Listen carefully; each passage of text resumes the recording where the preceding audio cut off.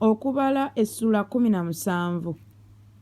Mukama n'agamba Musa nti, gamba abaana ba Isirayiri obaggyeko emiggo buli nnyumba y'abakitaabwe gumu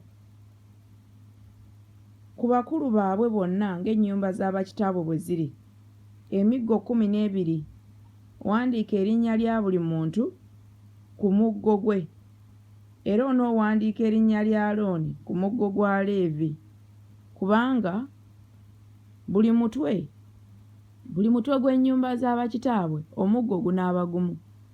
Era onoogitereka mu weema ey'okusinkanirangamu mu maaso g'obujulirwa we nnaasisinkanira nammwe.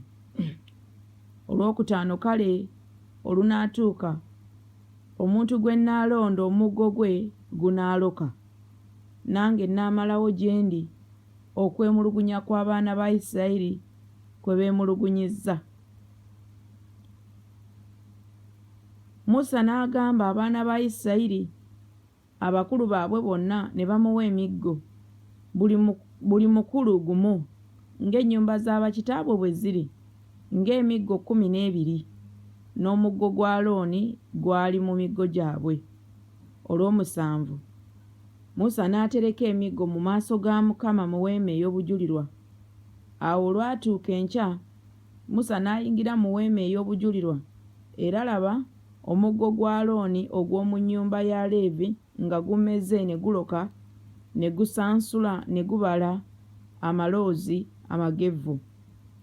Olw'omwenda Musa n'afulumya emiggo gyonna eri abaana ba Isirayiri bonna, n'agiggya mu maaso ga Mukama, ne balaba ne baddira buli muntu omuggo gwe.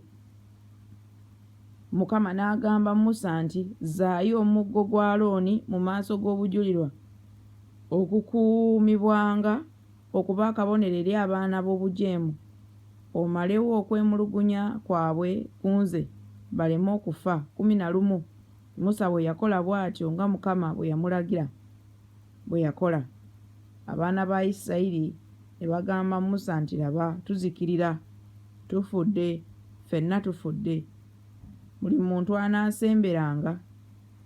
anaasemberanga ku nnyumba ya Mukama anaafanga, ffenna tulizikirira.